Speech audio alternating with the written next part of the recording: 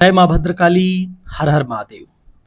भक्तों, आज हम जानने वाले हैं, जब माता महाकाली का पूजा शुरू किया जाता है घर में, तो लड़ाई झगड़े क्यों शुरू हो जाते हैं, क्यों बार बार लोगों की तबीयत खराब होने लगते हैं, घर में क्लेश का वातावरण बनने लगता है, घर में अशांति फैलने लगती है, लड़ाई झगड़े बढ़ते हैं, तो जिससे लोग बीमार भी होना शुरू हो जाते हैं।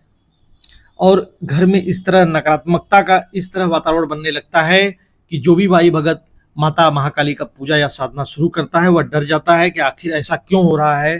तो आज हम इसकी विस्तृत जानकारी लेंगे। निश्चित रूप से वीडियो पे नए हैं तो चैनल सब्सक्राइब करें, बेल आइकन का प्रेस दबाएं, जिससे हमारी कोई भी वीडियो सबसे पहले आपके पास पहुंचे और भक्ति भक्ताई से संबंधित आपको हर जानकारी इस वीडियो पर मिलती रहेगी। चैनल पर माँ दुर्गे काली चौकी पे मैं भगत शुभम आप सभी भक्तों का हार्दिक अभिनंदन और स्वागत करता हूँ। वीडियो पसंद आए तो लाइक करें, कमेंट करें और अधिक से अधिक जनमानस तक पहुंचाएं, शेयर करें ताकि सभी भक्तों का कल्याण हो। हर हर महादेव। जय मां भद्रकाली। देखिए, पहला सबसे प्रमुख लक्षण यह होता है कि जब भी व्यक्ति माता महाकाली की उपासना शुरू करेगा, उसके घर में लड़ाई झगड़े शुरू होना निश्चित रूप से यह तय है। उसका कारण यह है कि माता महाकाली 10 महाविद्याओं की अधिष्ठात्री देवी हैं, प्रथम है, पूज्य हैं।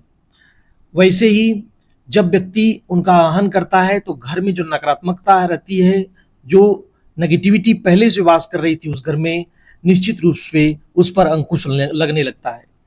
और जब भी नकारात्मक ऊर्जाओं पर अंकुश लगेगा तो निश्चित रूप से घर में आपके वह मलिन शक्तियां अपना प्रभाव दिखाती हैं, जिससे व्यक्ति के घर में ऊंच नीच और जाति पाति कहीं ना कहीं जो नकारात्मकता है वह हावी होने लगती है, जिससे उसका प्रभाव व्यक्ति के जीवन पर, उसके घर में क्लेश के माध्यम से, झगड़े के माध्यम से दिखाई देने लगता है। इस समय व्यक्ति को सोते समय बहुत बार झटके लगते हैं। व्यक्ति को सोते सोते ऐसा महसूस होता है कोई उसके सर पर कुछ पत्थर जैसा रख दिया हो, छाती पर कोई चढ़ के बैठ गया हो, या बहुत भारी वस्तु रख दी गई हो, बहुत भार जैसा महसूस होता है। निश्चित रूप से ऐसे व्यक्तियों को यह समझना चाहिए कि कहीं न कहीं आपके घर में पहले से कोई न कोई नकारात्मक ऊर्जा का वास था, जिसकी वजह से ये सारी चीजें आपके घर में हो रही थी। और जब आप माता महाकाली की शरण में आए हैं तो भगवती की योगिनी शक्तियां तत्काल प्रभाव से घर में आपके प्रवेश करती हैं, और जो भी नकारात्मक ऊर्जा होती है उसका बंधन, उस पर अंकुश लगना निश्चित रूप से शुरू हो जाता है। और वह शक्ति कभी यह नहीं चाहती कि आप माता महाकाली का आपके घर में वास हो और वह वहां से उनको जाना पड़े, क्योंकि मलिन जो शक्तियां होती हैं वह प्रेत योनि में वास करती हैं।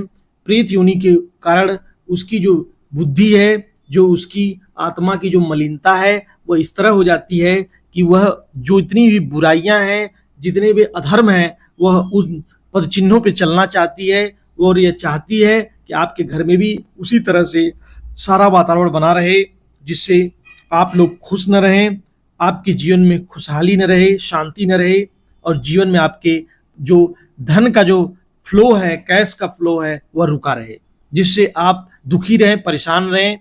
यह प्रेत आत्माओं का प्रथम संकेत होता है। तो इसके लिए भक्तों को मैं बार बार कहता हूं कि जब भी वह किसी चौकी दरबार या माता महाकाली के किसी शक्तिपीठ से जुड़ते हैं तो निश्चित रूप से ऐसे अनुभव आपको देखने को मिलेंगे कि आपके बनते हुए कार्य रुकने लगेंगे, आपके घरों में लड़ाई झगड़े शुरू हो जाएंगे, आपके घरों में क्लेश का वातावरण बनना शुरू हो जाएगा, पेट में दर्द चालू हो जाएगा, और कहीं ना कहीं जो कोई कार्य में बहुत दिन से आपके जैसे दुकान चल रही थी तो अचानक से लगेगा कि दुकान ठप होने लगी, व्यवसाय में प्रभाव दिखने लगेगा कि व्यवसाय रुक रहा है। और इस तरह से जब आपको लक्षण दिखने लगे, शरीर में आपके भारीपन होने लगे, तो निश्चित रूप से आपको यह समझ लेना चाहिए कि भगवती की ही विशेष कृपा है जो आपके साथ ऐसा हो रहा है। और कहीं ना कहीं यह सकारात्मक संकेत भी कह सकते हैं कि निश्चित रूप से आपकी पूजा स्वीकार हो रही है। यह इसी बात के लक्षण है। अथवा अगर पूजा आपकी स्वीकार नहीं होती तो आप जैसे जो कर रहे थे वह उसी तरह होता रहता। ऐसे समय में, ऐसे कठिन परिस्थिति में व्यक्ति को बिल्कुल भी डरना नहीं चाहिए, माता का शरण लेना चाहिए। भगवती की जिस पूजा भाव श्रद्धा के साथ वह उनका ध्यान कर रहा है, उनको भोग प्रसाद दे रहा है, निश्चित रूप से उसे उसी तरह बढ़ा करके अपने समय के पूजा के समय को बढ़ा देना चाहिए। भगवती के श्री चरणों में पूर्ण भाव पूर्ण श्रद्धा रखना चाहिए। निश्चित रूप से आपके जो भी कष्ट हैं, दुख हैं, महारानी स्वयं दूर करेगी। और दूसरा सबसे बड़ी बात मैं बता दूं, माता के अनेक स्वरूप हुए हैं। माता का एक स्वरूप जैसे भद्रकाली का है, उसी तरह दूसरा स्वरूप शमशान काली का है।